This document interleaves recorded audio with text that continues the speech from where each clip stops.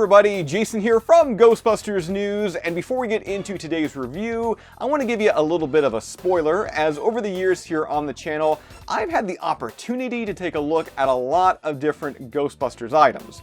But what I've got to show you today, it's something special. It's something that a lot of Ghostbuster fans, they thought they'd never have the chance to actually own. It is a replica copy of Tobin's Spirit Guide. And I'm just going to get this out of the way right here. This is not a half-baked concept. The execution with this release, it is flawless.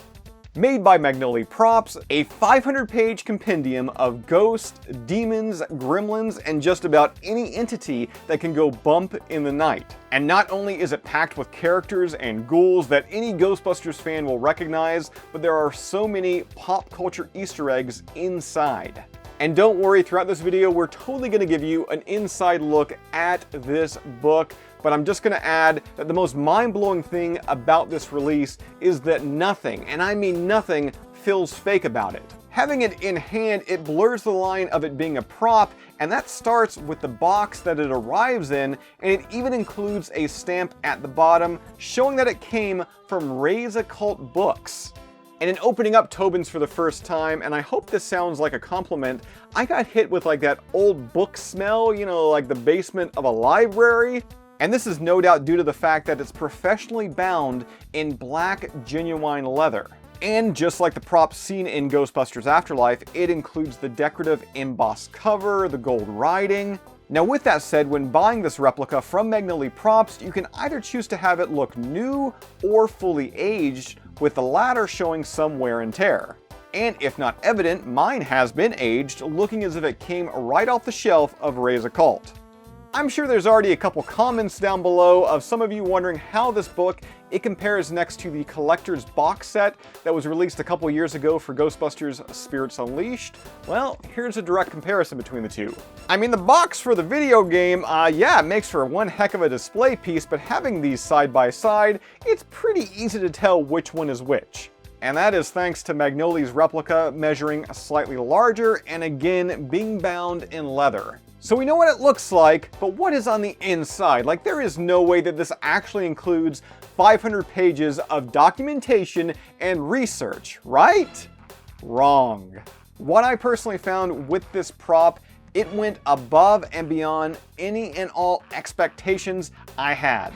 In speaking with Indy Magnolia of Magnolia Props, I kind of got a bit of detail regarding the initial concept of this book, as at first the hope was going to be about 100 pages with text taken from the old Tobin Spirit Guide from the 1980s Ghostbusters role-playing game. Then they would have filled the rest with public domain books. However, the project, it quickly began to grow. Fellow fans from the replica prop form began to write articles, suggest new entries, ballooning the book up to the full 500 pages, all with real text. And what you're going to find in here, these articles are based on real research from various online sources, old books, film, television, even some personal experiences. This is not AI drivel. In fact, AI was only used to help consolidate some of the info, but even that, for the most part, then had to be reworded. Given that we've already talked about the high quality exterior of this book, now let me gush about the interior. The pages feel thick, made of high quality paper, and taking a look just on the inside here, I love this 1929 copyright by Reitman & Sons Publishing Company. There is 12 chapters in total, breaking down entries by region and location, and we're totally going to go through some of these chapters and highlight just a few of the specters, but just a few pages in, it becomes evident with just how much of a love letter and the amount of work that went into this compendium. In fact, right here in looking at the spirits of the Middle East, we're going to find the entry for Gozer the Gozerian, which goes on to include Zool and Vinz Clortho, recreating the pages that are seen in Ghostbusters Afterlife. And there's so much else here from the lore. We're talking the Gozerian cult, the Codex. And how does it read? Well, let me just choose a random paragraph here. During the rectification of the Valdrani, Gozer the Traveler came as a large and moving torb, semi-serpentine Goliath resembling eels with muscular arms. Torbs emit a continuous electrical current, shocking any living creature they do not crush or devour. And it continues from there, and while I could go into every single Ghostbusters related or pop culture entry, that's something I'm not going to do because if I did, this video would easily be a couple hours long.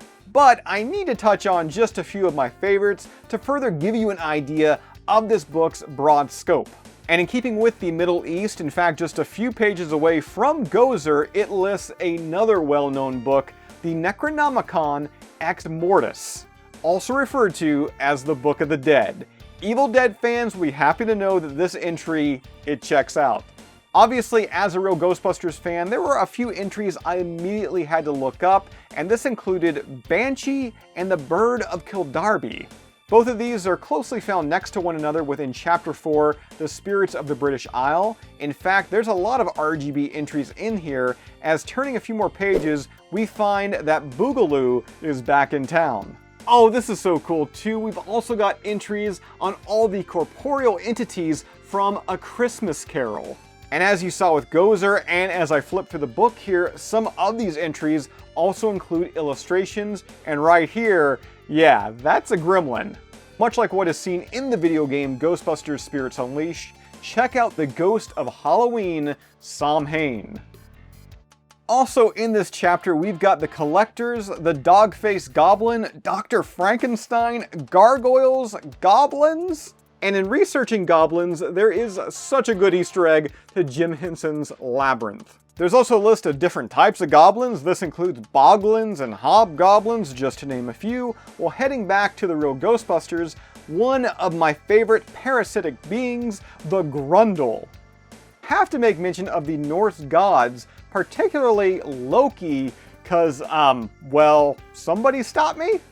Looking into Chapter 6, Eastern Europe, some notable inclusions are Baba Yaga, vampires, and of course, the tyrant and Carpathian Lord Vigo.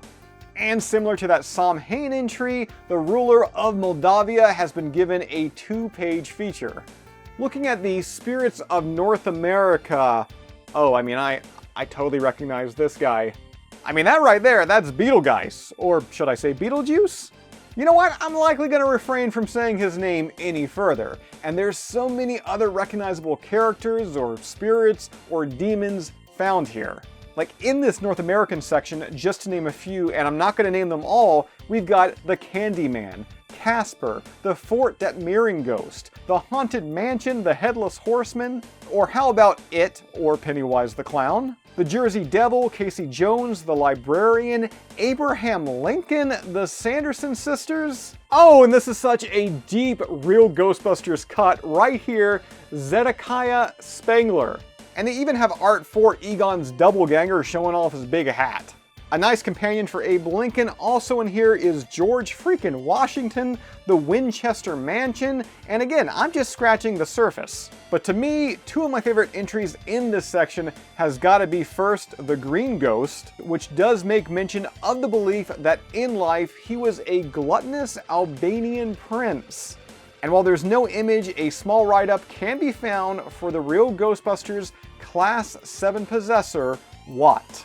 Rummaging through chapters 8 to 12, we've got entries on crystal skulls, death whistles, of course, Cthulhu, the Kraken, and likely the most interesting of chapters is a breakdown of universal spirits. Some of the standouts here, they include Bigfoot, the Boogeyman, the Death Chill, Ectoplasm, Force Ghost, the Ghost Master, possessed objects, were-creatures, and yes, that does include were-chickens, and a group called the Ghost Gang.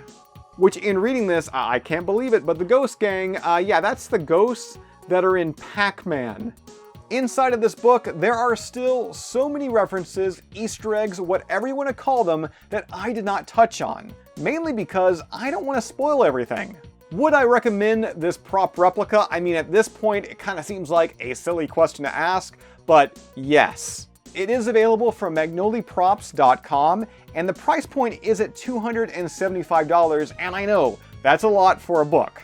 But when you begin thinking of it as a prop, a compendium piece, the amount of time, effort, and work that went into this, like, there is nothing about this, again here, that seems half-baked, that seems fake. It is not only the Tobin Spirit Guide that Ghostbusters fans have been wanting for years, but with all the small other Easter eggs, the way it is laid out, the leather-bound cover, it's a replica, it's a prop, but it looks real, it feels real, it even smells real, and you can do real research from the inside of here. I already said it earlier, but all my expectations on this release, they were surpassed.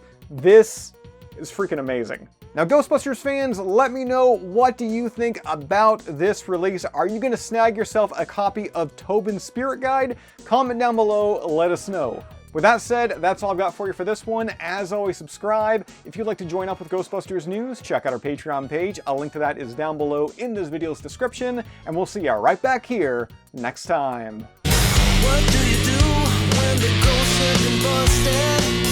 Visit the source, universally trusted.